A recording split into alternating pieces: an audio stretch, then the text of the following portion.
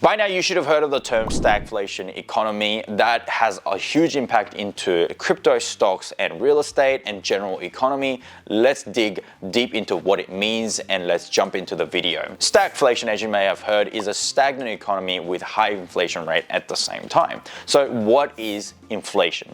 Inflation is a rising in price and decline in purchasing power of currency that happens over time. A simple example of inflation is the price of coffee in 1980 versus the price of coffee in 2022, where the price of coffee in 2022 is a lot higher than the price of coffee in 1980s. And of course, this kind of inflation usually occurs when an economy is doing well. So in a positive economy, inflation will occur, people have more cash to splash, prices can increase, people can ask for higher wages, and this will push inflation higher and higher. Stagflation is a particularly difficult situation to be in. If economic policymakers pull the lever to slow down inflation, they will inevitably make the economic situation worse as businesses struggle to produce profits and people have to battle against higher prices. So why does stagflation occur in the first place? So there are two main causes for stagflation. The first is called a supply shock. And this happens when essential commodity is blocked off from its supply chain, like oil, timber, or gas, which has happened very recently.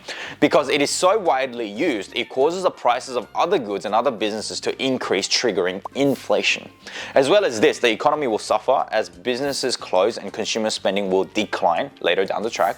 Higher inflation and stagnant economy is stagflation. The second reason why stagflation can occur is due to poor economic decision making. We saw this happen recently during the pandemic. The government printed over $3 trillion to boost the economy as lockdowns were imposed and the economy suffered from sharp decline. This has been beneficial for the short term, but it has brought about very harmful effects for the economy in the long term. This excessive amounts of printing created record high inflation rates, as we're seeing 2 years later, 8.5% in March 2022. So high levels of inflation and weak economy shown by the recessionary GDP growth we have seen over the last 2 quarters, we're currently in a stagflation economy. So how do we fix this issue? Well, we can look to when we had what's called stagflation, we look at Paul Volcker. He enacted a fast but a very difficult way out of stagflation economy, which required drastically increasing the interest rates.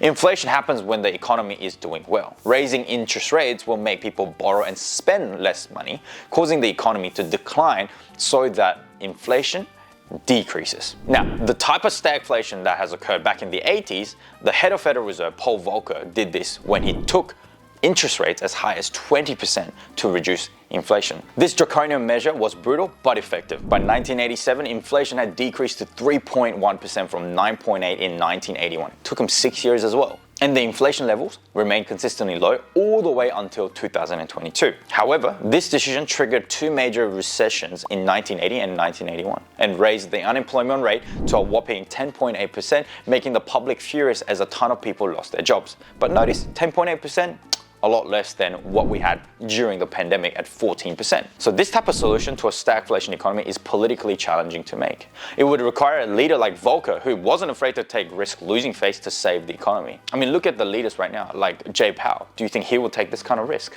If policymakers aren't ready to admit that we are in a recession, then they may not have the political willpower to end stagflation. And this will only make the issue larger and larger. And for the foreseeable future, if interest rates do not increase and inflation continues to remain high, economic growth will remain stagnant and produce a prolonged recession. I hope that this video helped you understand the challenges of today's economy. We'll have to see what Jay Powell does about the situation and what will happen to interest rate over the coming months. Let us know your thoughts and share how you are preparing for the stagflation. If you haven't done so, make sure you like, share, and subscribe, and ring that notification bell so that you can stay updated with our videos. Thank you so much, and I'll see you next time.